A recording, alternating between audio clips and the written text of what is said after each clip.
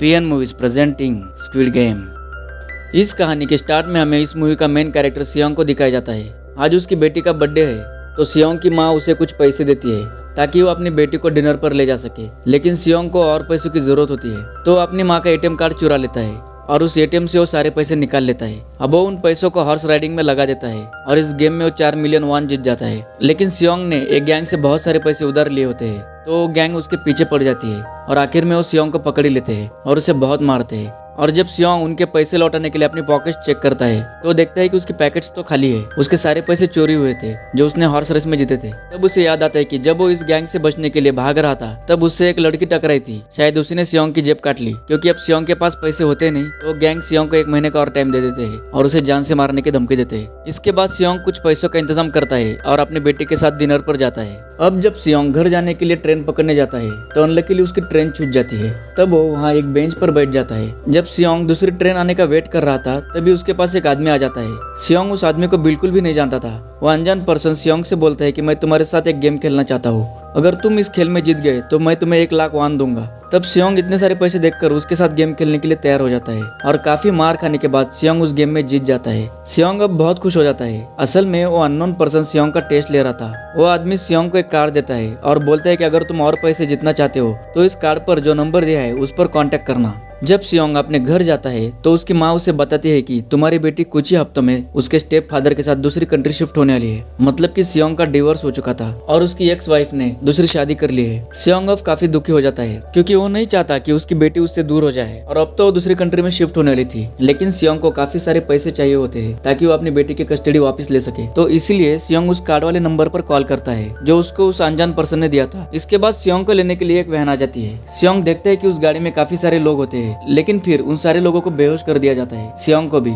जब उन सब लोगों की आंखें खुलती है तब वो खुद को एक फैसिलिटी में पाते हैं जहां टोटल 456 लोग थे और ये सारे लोग एज अ प्लेयर होते हैं क्योंकि उन्हें एक जैसी यूनिफॉर्म पहनाई गई थी और सब लोगों को एक नंबर भी दिया जाता है। इस फैसिलिटी का लीडर यानी होस्ट एक आदमी था जो खुद को फ्रंटमैन कहता था और वो इन सब पर नजर रख रहा था। इस कहानी के लास्ट में हमें इस फ्रंटमैन के बारे में जो पता चलता है वो काफी चौंकाने वाला है। अब यहाँ पर सब में एक कॉमन चीज थी कि जितने भी लोगों को वहाँ पर लाया गया था उन सब ने या तो बहुत ज्यादा कर्जे लिए थे या फिर उन्हें अपनी जान से ज्यादा कीमती पैसे थे। अब सियोंग यहाँ पर प्लेयर नंबर 1 से मिलता है जो कि एक बूढ़ा आदमी था। उस बूढ़े आदमी को ब्रेन ट्यूमर था, इसी वजह से वो यहाँ आया था। वो सियोंग से कहता है कि मेरी लाइफ तो ऐसे भी खत्म होने वाली है इसलिए मैं यहाँ आया हूँ। अब यहाँ पर 2 प्लेयर जिसमें लड़की का नाम सी बियोक और लड़के का नाम जैंग होता है उनके बीच फाइट होती है। और यहाँ पर सी बियोक वही लड़की थी जो सियोंग के पैसे लेकर भाग गई थी, यानी कि उसने उसकी जेब काटी थी। सियोंग उसे देखकर ही पहचान लेता है इसलिए वो अपने पैसे मांगने के लिए उसके पास जाता है। तभी वहाँ पर कुछ गार्ड्स आ जाते हैं जिन्होंने पिंक कलर का यूनिफॉर्म पहना था और उनके फेस अच्छी तरह से कवर्ड थे। अब यहाँ गार्ड सभी को बताते हैं कि उन सबको यहाँ टोटल 6 गेम्स खेलने होंगे और जो इस गेम का विनर होगा उसे बहुत सारे पैसे मिलेंगे। उसके बाद उन सबसे एक कॉन्ट्रैक्ट साइन करवाया जाता है। इस कॉन्ट्रैक्ट के 3 मेन रूल होते हैं। पहला रूल ये होता है कि कोई भी प्लेयर अपनी मर्जी से इस गेम को छोड़कर नहीं जा सकता। दूसरा रूल ये होता है कि जो भी प्लेयर इस गेम को खेलने से इनकार करेगा उसे इस खेल से एलिमिनेट कर दिया जाएगा। अब यहाँ एलिमिनेट का मतलब क्या है ये हमें आगे पता चल जाएगा। और तीसरा रूल ये होता है कि अगर मेजोरिटी इस गेम को खेलना नहीं चाहती तो इस गेम को छोड़कर जा सकते हैं। इसके बाद सबको पहला गेम खेलने के लिए ले जाया जाता है। अब यहाँ पर सियोंग अपने क्लासमेट सैंगू से मिलता है जो उसे बचपन से जानता था, पर सियोंग उसे वहाँ पर देखकर काफी हैरान हो जाता है क्योंकि सैंगू कुछ साल पहले बिजनेस की वजह से दूसरे देश में था। अब यहाँ सब लोग पहले गेम के लिए फील्ड पर आते हैं। इस गेम का नाम रेड लाइट ग्रीन लाइट होता है और यहाँ एक बड़ी डॉल भी थी। इस गेम का रूल काफी सिंपल था। इस गेम में वो डॉल एक गाना गाएगी, उसी समय इन सबको आगे बढ़ना है और जब वो डॉल गाना बंद करेगी तो सबको स्टॉप हो जाना है। अगर कोई हिलेगा तो उसे एलिमिनेट कर दिया जाएगा। ये गेम 5 मिनट का होगा और इन सबको क्रॉस लाइन को पार करना पड़ेगा और जो ऐसा नहीं करेगा उसे भी एलिमिनेट कर दिया जाएगा। गेम शुरू होने से पहले उन सबको एक काफी मजेदार लगता है। अब वो डॉल गाना शुरू करती है। सभी काफी उत्साह से आगे बढ़ रहे थे। जैसे डॉल गाना बंद करती है तब एक लड़का हिल जाता है और उसे शूट कर दिया जाता है, यानी कि एलिमिनेट कर दिया जाता है। इस जगह एलिमिनेट का मतलब सिर्फ मौत है। अब ये देखकर वो सारे लोग काफी घबरा जाते हैं और उन्हें पता चल चुका था कि ये मौत का गेम है, इसलिए वो सब यहाँ वहाँ भागने लगते हैं। लेकिन अब गेम के रूल के मुताबिक जो भी हिलता है उन सबको मार दिया जाता है और जो भी सर्वाइवल्स होते हैं वो जैसे तैसे करके इस गेम को पार कर लेते हैं। यहाँ एक बात काफी हैरान करने वाली होती है, वो जो कि 1 नंबर का बूढ़ा प्लेयर होता है वो काफी आराम से इस गेम को खेल रहा था और जिसका राज हमें मूवी के आखिर में समझ जाएगा। अब मारे गए प्लेयर्स के बॉडी को वहां से ले जाया जाता है। उन बॉडीज के साथ ये लोग क्या करने वाले हैं ये भी हमें आगे पता चलेगा। अब फैसिलिटी में 456 में से सिर्फ 255 प्लेयर्स ही बच गए थे, क्योंकि वो सारे प्लेयर्स इतना ज्यादा डर गए थे कि उनमें से कोई भी इस गेम को खेलना नहीं चाहता था।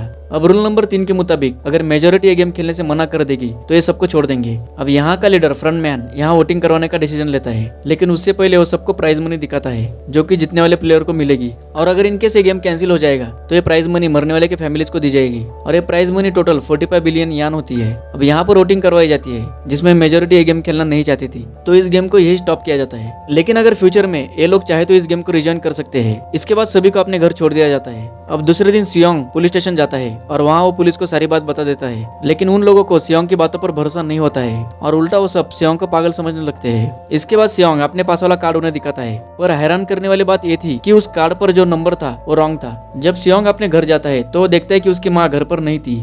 जब सियोंग उसकी मदर को ढूंढने निकलता है तो वो देखता है कि उसका बचपन वाला क्लासमेट सैंगवू अपनी माँ को छुपकर देख रहा था। सियोंग उसको इसके बारे में पूछता है। सैंगवू से बताता है कि उस पर 6 बिलियन यान का कर्जा है। वो निराश होकर सियोंग से बोलता है कि मैंने अपने क्लाइंट से पैसे लेकर स्टॉक मार्केट में लगा दिए और अनलकीली वो सारे पैसे डूब गए। और तभी सियोंग को हॉस्पिटल से कॉल आता है। सियोंग की माँ का पाँव काफी इंजर्ड था, लेकिन डायबिटीज की ट्रीटमेंट ना होने की वजह से उनकी चोट और बढ़ गई थी। डॉक्टर सियोंग को बताता है कि तुम्हारी माँ का ट्रीटमेंट हो सकता है, लेकिन हमें इनका पाँव काटना पड़ेगा और इस ट्रीटमेंट के लिए काफी सारे पैसे लगने वाले थे। लेकिन जाहिर सी बात है कि सियोंग के पास तो पैसे होते ही नहीं और उसने तो अपनी मदर के इंश्योरेंस के भी पैसे उड़ा दिए थे। अब सियोंग पैसे मांगने के लिए अपने वाइफ के पास जाता है, लेकिन उसकी वाइफ उसे पैसे देने से मना कर देती है। लेकिन तभी उसकी वाइफ अपने हस्बैंड को बताती है कि सियोंग पैसे मांगने के लिए आया था और तभी उसका हस्बैंड सियोंग को पैसे देने के लिए बाहर आ जाता है और साथ साथ उससे भी कहता है कि मेरी फैमिली से दूर रहो। इसके बाद सियोंग उसे मारने लगता है, लेकिन तभी उसकी बेटी ये सब देख लेती है। अब दूसरी तरफ सियोंग का दोस्त अपने बॉस के पास पैसे मांगने के लिए जाता है, लेकिन उसका बॉस उसे पैसे देने के लिए मना कर देता है, तो इसीलिए उन दोनों के बीच फाइट हो जाती है। इस फाइट के दौरान उसके बॉस का हाथ मशीन में आ जाता है, तो मौके का फायदा उठा के सियोंग का दोस्त पैसे उठा के भाग जाता है। उसके बाद सियोंग का फ्रेंड अपने घर जाकर अपनी वाइफ से बोलता है कि पहली फ्लाइट ले लो और यहाँ से चली जाओ। इसके बाद साइबियाओ के एक एजेंट से मिलती है, क्योंकि उसे अपनी मदर को नॉर्थ एरिया से साउथ एरिया लाना था। सिबियाओ की वही लड़की होती है जिसने सियोंग की जेब काटी थी,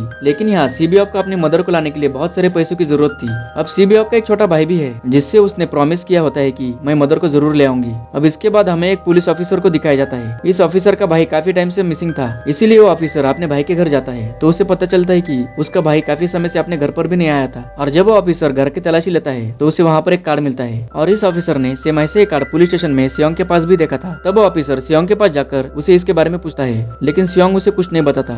इसके बाद सियोंग जब अपने घर जाता है तो उसे वही कार्ड अपने दरवाजे में मिलता है। अब सियोंग डिसाइड करता है कि वो अब उसी गेम को दोबारा ज्वाइन करेगा, इसलिए रूल के मुताबिक सभी प्लेयर्स को एक शिप के पास लाया जाता है और दूसरी तरफ वो ऑफिसर भी गाड़ियों का पीछा करते हुए उस शिप तक आ जाता है। वो एक गार्ड को मारकर उसे पानी में फेंक देता है। इसके बाद उन सारे प्लेयर्स को उस आयरलैंड पर मौजूद फैसिलिटी में लाया जाता है। अब यहाँ पर उन्हें जरा भी अंदाजा नहीं होता है कि अगला गेम क्या होगा और उसे कैसे खेला जाएगा। अब इसके बाद वो लोग अपनी अलग अलग टीम्स बना लेते हैं। रात को साइबियाक और उसकी फीमेल फ्रेंड वॉशरूम जाते हैं। अब यहाँ पर साइबियाक गार्ड से बचकर उस फैसिलिटी को एक्सप्लोर करने लगती है। यहाँ पर वो देखती है कि गार्ड्स बड़े बड़े बर्तनों में कुछ बना रहे थे, लेकिन यहाँ गार्ड्स को शक हो जाता है और वो वॉशरूम चेक करने के लिए आ जाते हैं, लेकिन तब तक साइबियाक वापस आ चुकी थी। इसके बाद साइबियाक अपनी फीमेल फ्रेंड को सारी बात बता देती है जो उसने देखा था, लेकिन यहाँ पर सैंगू उन दोनों की बातें सुन लेता है। वो इसके बारे में साइबियाक से पूछ लेता है, जिसके बाद साइबियाक उसे बताती है कि वो बड़े बड़े बर्तनों में कुछ पका रहे थे। अब उन सभी प्लेयर्स को प्लेग्राउंड में लाया जाता है, जहाँ पर उनके सामने 4 शेप्स थे। उन सभी को उस शेप में से एक को चुनना था। अब यहाँ पर सियोंग को पता चल जाता है कि गेम क्या है और क्या करना है हमें। सियोंग सैंगू को बताता है कि हमें उन 4 शेप में से एक को चुनना है। उसके बाद उन सभी को एक बर्तन दिया जाता है जिसमें वो शेप्स होते हैं। असल में गेम उनकी ये होती है कि उन सभी को किसी तरह से उस शेप को बाहर निकालना है बिना उस शेप को डैमेज करे, लेकिन अगर शेप जरा सी भी डैमेज हुई तो उन्हें एलिमिनेट कर दिया जाएगा। और एलिमिनेट का मतलब तो हम सब जान ही गए। यहाँ पर सैंगू किसी तरह से उस शेप को बाहर निकाल लेता है और सियोंग भी घबराते हुए किसी न किसी तरह से उस शेप को निकाल लेता है और इस गेम को जीत लेता है। और जो लोग यहाँ हार जाते हैं उन्हें मार दिया जाता है। अब उन सभी बचे हुए प्लेयर्स को रूम में लाया जाता है। यहाँ कुल मिलाकर 187 लोगों को लाया गया था और जिसमें से 108 प्लेयर्स ही बचे थे।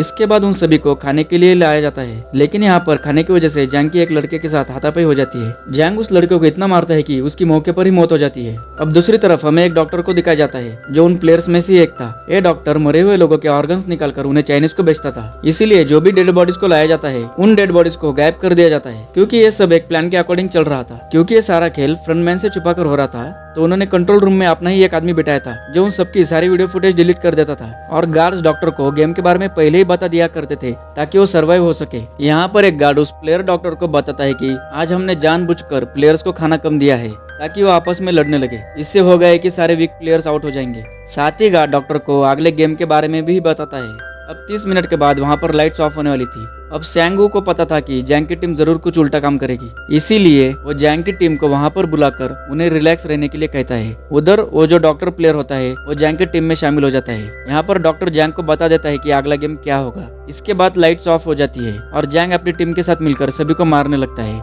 जैंग एक लड़के को मारकर साइबियक को मारने के लिए जाता है, लेकिन तभी सियोंग उसे बचा लेता है। यहाँ पर गार्ड्स आकर उन सभी को रोक लेते हैं। अब यहाँ पर सिर्फ 80 प्लेयर बचे हुए थे। इसके बाद उन सभी को तीसरे गेम के लिए लाया जाता है और यहाँ पर उन सभी को 10-10 प्लेयर की टीम बनाने को कहा जाता है और वो लोग ऐसा ही करते हैं, अपनी टीम बना लेते हैं। अब यहाँ जैंग को अगले गेम के बारे में पहले से पता होता है, तो वो अपनी टीम में सीबियक के फीमेल फ्रेंड को नहीं लेता और वो अपने टीम में सिर्फ मर्दों को ही रखता है। इसके बाद सियोंग भी अपनी एक टीम बनाता है। क्योंकि उन्हें एक मेंबर की कमी होती है, तो साइबियक की फीमेल फ्रेंड भी टीम में शामिल हो जाती है और असल में ये गेम टग ऑफ वॉर का होता है, यानी उन्हें अपने सामने वाली टीम को नीचे गिराना था। अब गेम स्टार्ट होता है और जैंग की टीम बड़ी ही आसानी से इस गेम को जीत लेती है। अब बारी होती है सियोंग की टीम की। यहाँ प्लेयर नंबर 1 यानी कि वो बूढ़ा आदमी बोलता है कि मैंने अपनी लाइफ में बहुत सारे टग ऑफ वॉर गेम खेले हैं, इसलिए वो सबको गाइड करता है कि इस गेम को कैसे जीता जा सकता है और इसीलिए सियोंग की टीम किसी न किसी तरह इस गेम को जीत जाती है। फिर दिखाया जाता है कि 20 मिनट के बाद फिर से लाइट ऑफ हो जाएगी, तो सियोंग अपनी टीम को तैयार रहने के लिए बोलता है। तब वो डिसाइड करते हैं कि वो एक एक करके पहरा देंगे। अब जैंग की टीम में एक से बढ़कर एक चालाक प्लेयर्स थे, तो जैंग को डर था कि कहीं उसके टीम के प्लेयर्स ही उसको साइड न कर दे, यानी कि उसे रास्ते से हटा ना दे।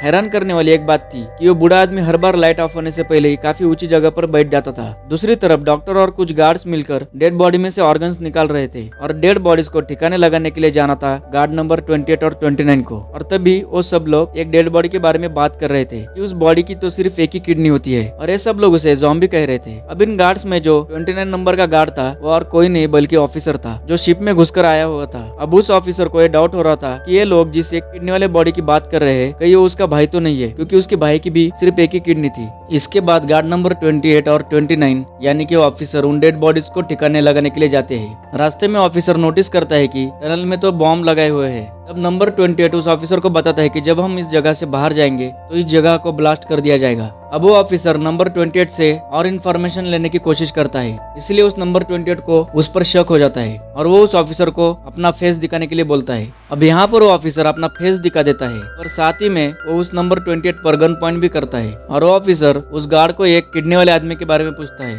नंबर 28 उसे बोलता है कि वो एक लड़की थी और वो ये भी बोलता है कि तुम्हें प्लेयर्स की सारी इन्फॉर्मेशन लीडर के रूम में जाकर देख सकते हो, वहाँ पर तुम्हें सब कुछ पता चल सकता है। ये जानने के बाद वो ऑफिसर उस गार्ड को मार देता है।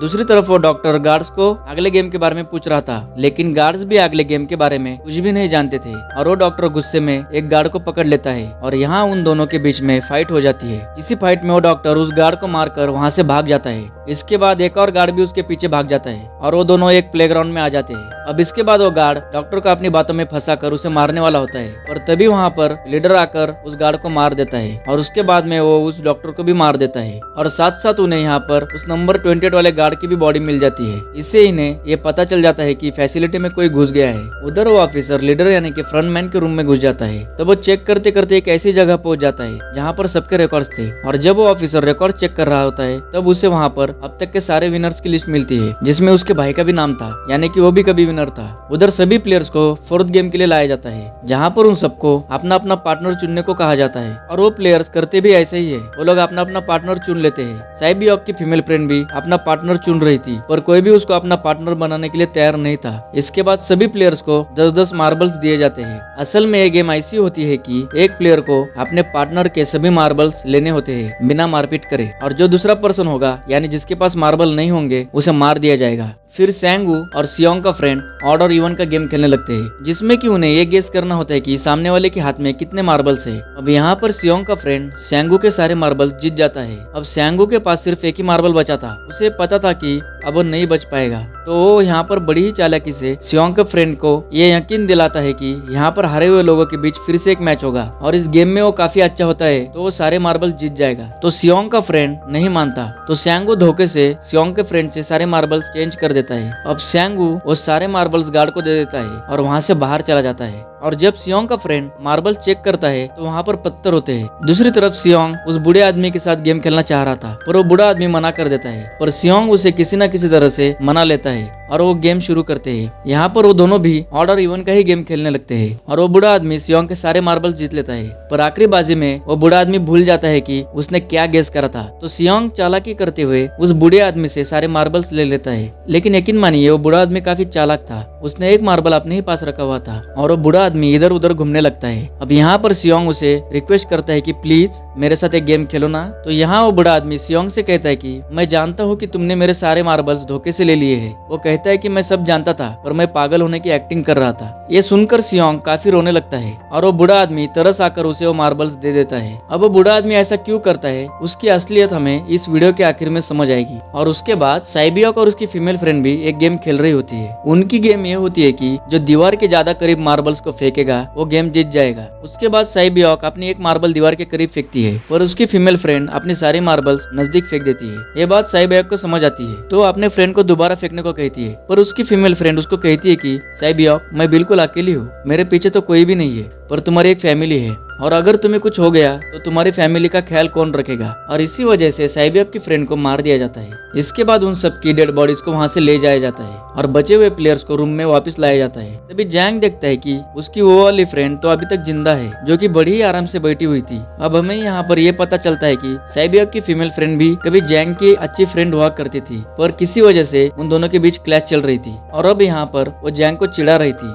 दूसरी तरफ फ्रंटमैन को एक डेड बॉडी के पास उस ऑफिसर का आईडी मिल जाता है। लेकिन तभी उस फ्रंटमैन को पता चलता है कि उसके सारे वीआईपीज आ चुके हैं तो इसीलिए फ्रंटमैन उन्हें लेने के लिए चला जाता है। फिर सारे वीआईपीज को उनके रूम में लाया जाता है। इसके बाद फ्रंटमैन वीआईपीज के आने के बारे में एक और आदमी को बता देता है और यही आदमी मेन होता है। और ये कौन होता है ये भी हमें इस वीडियो के आखिर में पता चलेगा। अब नेक्स्ट डे सारे प्लेयर्स को 5वें गेम के लिए लाया जाता है जहाँ 1 से लेकर 16 नंबर्स पड़े होते हैं और वो सभी प्लेयर्स अपना अपना नंबर ले लेते हैं। और उन नंबर्स का मतलब ये होता है कि जो नंबर एक प्लेयर पर आएगा उसके मुताबिक ही उसकी बारी आएगी। और अब लास्ट में पहला और आखिरी नंबर रह जाता है यानी कि 1 और 16। अब यहाँ पर सियोंग कंफ्यूज हो जाता है कि कौन सा नंबर चूज करे। अगर वो पहला नंबर चूज करेगा तो वो फंस सकता है और उसे मार दिया जाएगा क्योंकि उसे गेम पता नहीं है। और अगर लास्ट वाला नंबर चूज करेगा तो शायद उसकी बारी ही ना आए। और तभी वहाँ पर एक आदमी आ जाता है और वो सियोंग से बोलता है कि मुझे पहला नंबर चाहिए क्योंकि मेरी पूरी लाइफ में मैं कभी भी पहले नंबर पर नहीं आया। तो सियोंग उसे पहला नंबर दे देता है। इसके बाद उन्हें गेम रूम में लाया जाता है। तो यहाँ पर गेम का रूल ये होता है कि उन्हें दिए हुए टाइम में ब्रिज के दूसरी तरफ जाना है। असल में इस ब्रिज में 2 तरह के ग्लास होते हैं, एक आम ग्लास और दूसरा टेम्पर्ड ग्लास। अगर आम ग्लास पर पाव रखा तो टूट जाएगा और वो लोग नीचे गिर जाएंगे और उनकी मौत हो जाएगी। इसके बाद गेम स्टार्ट हो जाता है और वो लोग एक एक करके मरने लगते हैं। और फिर एक टाइम ऐसा आता है कि जैंग सबके सामने आ जाता है और वो आगे ही नहीं बढ़ रहा था। अब उनके सामने एक ही रास्ता था, या तो आगे बढ़ जाए या फिर सारे ही मर जाए। अब जैंग के सामने उसकी वही फ्रेंड आ जाती है जो उसे चिढ़ा रही थी और वो जैंग से बोलती है कि मैंने तुम्हें पहले ही कहा था कि जिस दिन तुम मुझे धोखा दोगे मैं तुम्हें मार दूंगी। इसके बाद वो जैंग को पकड़ लेती है और नीचे कूद जाती है जिसकी वजह से उन दोनों की मौत हो जाती है। अब वहाँ पर एक आदमी था जो ग्लास कंपनी में काम करता था तो उसे पता चलता है कि टेम्पर्ड ग्लास कौन सा है। इस बात को फ्रंटमैन नोटिस कर लेता है और वो लाइट्स ऑफ करवा देता है ताकि वो ग्लास को ना पहचान ले। अब लास्ट में एक ही रास्ता बचता है और सैंगू उस आदमी को धक्का देता है और उस आदमी को नीचे गिरा देता है। और यहाँ सैंगू, साइबियोक और सियोंग ब्रिज को पार कर लेते हैं लेकिन ग्लास टूटने की वजह से उन्हें काफी चोट लग जाती है, खास तौर पर साइबियोक को। दूसरी तरफ उस ऑफिसर ने एक सर्वेंट को मारकर उसकी जगह ले ली थी। अब यहाँ पर एक वीआईपी को उस पर शक हो जाता है तो उस ऑफिसर को अपना चेहरा दिखाने को बोलता है लेकिन वो ऑफिसर उसे कहता है कि ठीक है पर मैं अपना मास्क अंदर जाकर रिमूव करूंगा। इसके बाद वो वीआईपी उस ऑफिसर को अंदर ले जाता है। वो ऑफिसर बड़ी ही चालाकी से उस वीआईपी को बेहोश कर देता है लेकिन इस बात का पता फ्रंटमैन को चल जाता है, इसलिए फ्रंटमैन उसके पीछे जाता है और वो उस ऑफिसर को देख लेता है। यहाँ पर वो ऑफिसर पानी में कूद जाता है और तैरकर एक आइलैंड पर पहुंच जाता है। फ्रंटमैन भी उस ऑफिसर का पीछा करते हुए उस आयरलैंड पर पहुंच जाते हैं। अब यहाँ पर ऑफिसर अपने सीनियर्स को कॉल करता है पर कॉल बीच में कट जाती है तो वो ऑफिसर उन्हें सारे सबूत भेज देता है लेकिन वहाँ पर नेटवर्क नहीं था। इसके बाद फ्रंटमैन ऑफिसर को पकड़ लेता है और उसे उनके साथ चलने के लिए कहता है लेकिन वो ऑफिसर तो फ्रंटमैन पर गोली चला देता है। इसके बाद फ्रंटमैन अपना मास्क उतार देता है तो वो ऑफिसर देखता है कि वहाँ पर कोई और नहीं बल्कि उसका भाई है। इसके बाद उसका भाई यानी फ्रंटमैन ऑफिसर पर गोली चला देता है और वो ऑफिसर जाकर पानी में गिरता है। उधर ग्लास लगने की वजह से साइबियोक काफी इंजर्ड हो गई थी और उसका बहुत सारा खून भी बह रहा था। इसके बाद उन प्लेयर्स को डिनर पर ले जाया जाता है और उनके पास एक नाइफ भी रखा जाता है, मतलब रात में उनमें से कोई भी एक दूसरे को मार सकता है। तभी सियोंग नोटिस करता है कि साइबियोक की हालत काफी खराब हो रही थी, तो वो साइबियोक से कहता है कि फिक्र मत करो, मैं तुम्हारे साथ हूँ, गेम में हम दोनों मिलकर सैंगू को हरा देंगे और उसके बाद हम दोनों यहाँ से बाहर जाएंगे और पैसों को आधा आधा बांट लेंगे। साइबियोक उसको बताती है कि मेरा एक छोटा भाई भी है और मैं उसे ऑर्फनेज में छोड़कर आई हूँ, अगर हम दोनों में से कोई भी बचकर बाहर जाएगा तो वो दोनों फैमिलीज का ख्याल रखेगा। अब साइबियोक की हालत काफी खराब हो रही थी, उसे एक डॉक्टर की जरूरत थी, तो सियोंग को मदद लाने के लिए जाता है, पर उसके वापस आने से पहले सैंगू सिबियोक को मार देता है। अब नेक्स्ट डे उन दोनों को गेम नंबर 6 यानी कि लास्ट गेम के लिए लाया जाता है। इस गेम का रूल बड़ा ही सिंपल था कि मारो या मर जाओ, और इस गेम का नाम होता है स्क्विड गेम। और अब गेम स्टार्ट हो जाती है और उन दोनों के बीच बहुत फाइट होती है, लेकिन लास्ट में सैंगू की हालत काफी खराब होने लगती है। तभी सियोंग कहता है कि मैं इस गेम को रोकना चाहता हूँ, और तभी सियोंग सैंगू को अपने साथ चलने के लिए कहता है, लेकिन सैंगू तो अपने आप को ही मार डालता है, जिसकी वजह से सियोंग गेम जीत जाता है। यहाँ फ्रंटमैन सियोंग से कहता है कि तुम बहुत अच्छे खेले, लेकिन मुझे इसकी जरा भी उम्मीद नहीं थी। इसके बाद सियोंग को उसके घर पर छोड़ दिया जाता है और उसके पास एक एटीएम भी था, और जब सियोंग उस एटीएम कार्ड को चेक करता है तो सारे पैसे उसके अकाउंट में होते हैं। अब सियोंग अपने घर पर जाता है, पर तब तक उसकी माँ मर चुकी थी। इसके बाद हमें 1 साल बाद का सीन दिखाया जाता है, जहाँ पर हम देखते हैं कि सियोंग की हालत काफी खराब हो चुकी थी, यानी कि वो काफी नशा करने लग गया था, लेकिन अब तक उसने उन पैसों को हाथ तक नहीं लगाया था। एक दिन एक फूल बेचने वाली औरत सियोंग के पास आती है और वो उसे वैसे ही कार्ड देती है, और उसमें एक एड्रेस लिखा हुआ था, और फिर सियोंग उस एड्रेस पर जाता है और यहाँ उसे ये पता चलता है कि ये सारा किया धरा किसी और का नहीं बल्कि उसी बूढ़े आदमी का होता है, यानी वो जो प्लेयर नंबर 1 होता है। इसीलिए उस बूढ़े आदमी को गेम के बारे में सब पता होता है और वो अभी भी जिंदा है। यहाँ पर वो बूढ़ा आदमी सियोंग को बताता है कि मैं अपनी लाइफ से बोर हो चुका था और ये सारे गेम मैंने अपने एक क्लाइंट के साथ मिलकर बनाए हैं, ताकि मैं लोगों को मरता हुआ देखकर एंजॉय कर सकूं। लेकिन हाँ, हमने किसी को मजबूर नहीं किया था ऐसा करने के लिए, और मैंने गेम में इसलिए पार्टिसिपेट किया था क्योंकि सिर्फ गेम देखने में इतना मजा नहीं आता। वो कहता है कि तुम्हारे पास जो पैसे है वो मेरे ही है, और ये कहते ही उस बूढ़े आदमी की मौत हो जाती है। इसके बाद सियोंग साइबियोक के छोटे भाई के पास जाता है और वो उसे लेकर जाता है सैंगू की मदर के पास, और वो सैंगू की मदर से कहता है कि इस बच्चे का ख्याल रखना। साथ साथ वो उन्हें एक बैग भी देता है जिसमें बहुत सारे पैसे होते हैं। इसके बाद सियोंग रेलवे स्टेशन पर जाता है, जहाँ उसे वही पर्सन मिलता है जो कि उसे मूवी के स्टार्ट में मिला था। यहाँ पर सियोंग उसका पीछा भी करता है, लेकिन तब तक वो आदमी भाग चुका था। फिर सियोंग उस कार्ड वाले नंबर पर कॉल करता है और उन्हें पूछता है कि आखिर तुम लोग कौन हो और लोगों के साथ ऐसा क्यों कर रहे हो, क्यों खेल रहे हो लोगों की जिंदगी से। पर आगे से उसको रिप्लाई आता है कि सियोंग, अगर तुम्हें जिंदा बचना है तो प्लेन में चढ़ जाओ। और इसी के साथ ये मूवी एंड हो जाती है। Thank you for watching this video.